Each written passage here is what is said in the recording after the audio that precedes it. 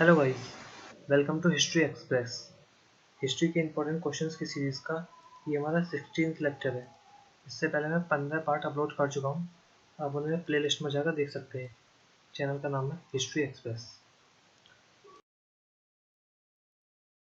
Last video में मैंने आपसे क्वेश्चन पूछे थे 2, इनका आंसर आपको कमेंट बॉक्स में देने थे। इंडियन नेशनल कांग्रेस के किस अधिवेशन में देशी रियासतों के बारे में पहली बार किसी नीति का प्रतिपादन किया गया? यानी भारत में जो 552 देशी रियासतों को सरदार वल्लभ भाई पटेल ने भारत में जोड़ा था, उनके बारे में पहली बार भारतीयों ने कब नीति बनाई थी? कांग्रेस के किस अधिवेशन में उनके प्रति नीति बनाई गई थी? 1920 के नागपुर अधिवेशन में, त्रिपुरा के 1939 के अधिवेशन में, कराची अधिवेशन में या फिर हरिपुरा अधिवेशन में? तो इसका आंसर है 1, यानी नागपुर अधिवेशन 1920 में। जब जिस साल असहयोग आंदोलन शुरू हुआ था, उसी साल नागपुर में जब अधिवेशन हुआ था, तब देशी रियासतों के प्रति कांग्रेस ने अपनी पहली बार नीति बनाई थी। सेम इसी तरीके का नेक्स्ट क्वेश्चन है कि कांग्रेस ने किस अधिवेशन में पूर्ण स्वराज का प्रस्ताव पारित किया था? यानी पहले जब कांग्रेस का लक्ष्य था केवल स्वराज प्राप्त करना, चाहे वो ब्रिटिश राज के अंदर हो, चाहे वो स्वतंत्र रूप से हो। लेकिन 1929 के बाद उन्होंने कांग्रेस ने अपना लक्ष्य स्वराज से बदलकर पूर्ण स्वराज कर दिया था कि हमें अंग्रेजों के अधीन नहीं, पूर्ण रूप से स्वराज चाहिए। तो ये हुआ था 1929 में। 1929 में कौन सा अधिवेशन हुआ था? ये हुआ था लाहौर अधिवेशन। तो इसका आंसर भी है फर्स्ट। फर्स्ट क्वेश्चन देखते हैं।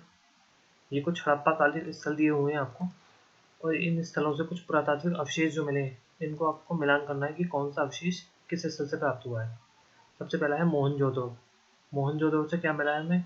यहाँ से एक तो सबसे फेमस चीज़ मिली है स्नानागार, यानी जिसे आज के टाइम में स्विमिंग पूल बोलते हैं, तो वो मिला था स्नानागार मोहनजोदड़ो से। इसके अलावा एक क्या मिला है? एक मिला है सबसे बड़ा अन्नागार। अन्नागार मतलब होता है एक तरह का कोल्ड स्टोरेज।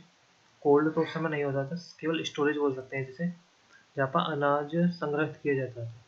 तो ऐसे एक बड़ा अन्नागार, बड़ा स्टोरेज वहाँ पर मिला था। तो मोहनजोदड़ो में मिला है बड़ा अन्नागार। ए का सेकंड। तो ए का सेकंड आपका केवल इसमें है, बाकी में तो किसी में नहीं है। तो आंसर हो गया आपका सेकंड। नेक्स्ट है लोथल। लोथल से क्या मिला है? ईंटों से बनी गोदी। गोदी का मतलब है यहाँ पर पोर्ट, यानी गोंदीवाड़ा जिसे हिंदी में बोलते हैं, इंग्लिश में बोलते हैं पोर्ट। यानी लोथल जो गुजरात में स्थित है, आधुनिक गुजरात का एक स्थल है, यहाँ से मिला था पोर्ट जो ईंटों से बना हुआ था। और मोहनजोदड़ो आधुनिक पाकिस्तान में स्थित है। इसके अलावा नेक्स्ट है कालीबंगा। कालीबंगा से मिले नगर दुर्ग और निचली बस्ती। यानी जो पूरा नगर, पूरा कालीबंगा शहर था, दो टुकड़ों में बटा हुआ था। एक तो नगर बना हुआ था जहाँ पर उच्च कुलीन लोग रहते थे, वो दुर्ग के रूप में बना हुआ था, और दूसरा निचली बस्ती जहाँ पर आम इंसान रहते थे। तो ये मिला है कालीबंगा से। और नेक्स्ट है ये सुल्तानगढ़। ये आधुनिक बलूचिस्तान में स्थित है। तो यहाँ से क्या मिला है? नगर दुर्ग, सेम जो कालीबंगा से मिला है, और किलेबंद निचली बस्ती। जो है निचली बस्ती थी वो भी किले से बंद थी। और ये कालीबंगा कहाँ का स्थल है? ये है राजस्थान का। तो आंसर हो गया आपका सेकंड। ये कुछ आपको लेखकों के नाम दिए हुए हैं, मध्यकालीन लेखकों के नाम। इन्होंने कुछ पुस्तकें लिखी, तो आपको बतानी है किस लेखक ने कौन सी पुस्तक लिखी थी। तो सबसे पहला है इसमें बिल्हण। बिल्हण ने लिखी थी विक्रमांक देव चरित्र। नेक्स्ट है बाण। बाण का मतलब है यहाँ बाण भट्ट। बाण भट्ट का नाम आपने सुना होगा। ये किसके काल में थे? ये हर्षवर्धन के काल में थे। तो इन्होंने हर्ष से संबंधित पुस्तक लिखी थी, हर्ष चरित्र। तो आप आंसर देख लीजिए, ए का हो गया फोर्थ। ए का फोर्थ आपका यहीं पे, तो आपको यही आंसर मिल गया। सॉरी। इसके अलावा सेकंड आप देखिए, बाण भट्ट का सेकंड। तो आप सेकंड केवल इसी में देख सकते हैं। तो यानी आपको इन दोनों में से कोई सा भी एक पता हो, तो आप आंसर अपने आप बना सकते हैं। आंसर हो गया आपका इसका सेकंड। नेक्स्ट देख लेते हैं। और सोमेश्वर थर्ड ने कौन सी पुस्तक लिखी थी? ये थी इनकी अभिलषिचार चिंतामणि। और विज्ञानेश्वर ने लिखी थी मिताक्षरा। तो आंसर हो गया आपका सेकंड। नेक्स्ट है, ये कुछ मंदिर बने थे मध्यकाल में और प्राचीन काल में। तो आपको बताने हैं इनमें से कौन से मंदिर हैं जो भारत के पूर्वी भाग यानी ईस्टर्न साइड में स्थित है। ईस्ट साइड में तो सबसे पहले देखिए आपको सूर्य मंदिर कोणार्क, ये कहाँ पर है? ये है कोणार्क का सूर्य मंदिर, उड़ीसा में। फिर है मीनाक्षी मंदिर, मदुरई। मदुरई जगह देखिए, ये कहाँ पर है? तमिलनाडु में, मीनाक्षी मंदिर। ये पद्मनाभ स्वामी मंदिर, तिरुवनंतपुरम। ये कहाँ है? तिरुवनंतपुरम है केरल की राजधानी, तो ये है केरल में। और जगन्नाथ मंदिर, जो भारत के 4 मुख्य धामों में से एक है, जगन्नाथपुरी, तो ये है पुरी, ये भी है उड़ीसा में। तो आपको देखना है कौन से इसमें ईस्ट साइड में है। और देखिए तमिलनाडु और केरल तो ये दक्षिण भारत के पार्ट है। तमिलनाडु, केरल, आंध्र प्रदेश, कर्नाटक, ये सब दक्षिण में आते हैं, तो ये दोनों तो आपके हो नहीं सकते। बचे कौन से? उड़ीसा के दोनों, जगन्नाथ मंदिर और सूर्य मंदिर। उड़ीसा है हमारे पूर्वी भारत में, तो आंसर हो गया आपका ए और डी। तो ये हो गया फर्स्ट। निम्नलिखित में से कौन सप्तांग सिद्धांत का भाग नहीं है?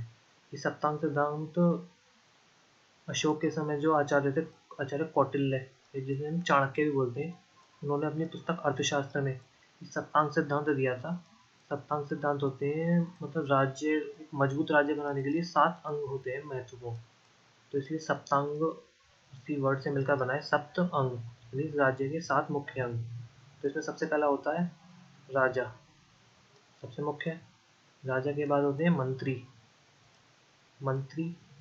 फिर एक होता है दुर्ग, यानी बड़े बड़े दुर्ग बनाने, जिससे हम आसपास के क्षेत्रों में नजर रख सकें ताकि अपने राज्य की रक्षा हो सके, दुर्ग। फिर आता है कोष, यानी धन होना चाहिए राज्य के पास।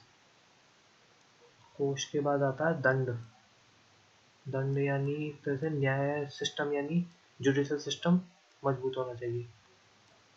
इसके बाद आता है मित्र, मित्र मतलब पड़ोसी देशों से या पड़ोसी मित्र राज्य जो है उनसे मित्रता होनी चाहिए। तो राजा, मंत्री, दंड, दुर्ग, कोष, दंड, मित्र, एक और रह गया, चलो मैं बताऊंगा बाद में। तो आपको देखना है इसमें से कोष, कोष सप्तांग सिद्धांत का भाग है, दुर्ग भी है, यहाँ पे रत्न मतलब होता है मंत्री, यानी मंत्री भी है। तो आपका क्या नहीं है? स्वामी, स्वामी इसका भाग नहीं होता सप्तांग सिद्धांत का। निम्न में से किसने 1784 में कलकत्ता में एशियाटिक सोसाइटी की स्थापना की थी?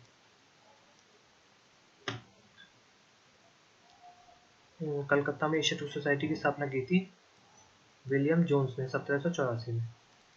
इसका मुख्य उद्देश्य क्या था? जो भारत में सिविल सर्वेंट्स चुने जाते थे उनकी यहाँ पर वो होती थी ट्रेनिंग, जो आजकल लबासना में होती है, मसूरी लबासना जो है वहाँ पर होती है। तो ये पहले होती थी एशियाटिक सोसाइटी ऑफ बंगाल में, ये बनवाया था विलियम जोन्स ने।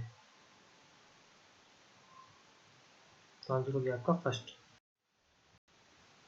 किस वायसराय के काल में इंपीरियल कृषि विभाग का निर्माण हुआ, जो पूसा में कृषि संस्थान की स्थापना हुई? पूसा कहाँ पर है? आधुनिक बिहार में स्थित है। यहाँ पर कृषि के लिए पहली बार संस्थान बना था।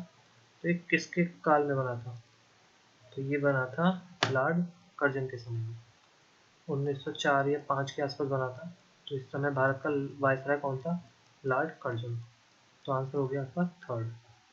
किस भारतीय क्रांतिकारी ने 1909 में लंदन के इंपीरियल इंस्टीट्यूट में सर कर्जन वायली की हत्या कर दी थी?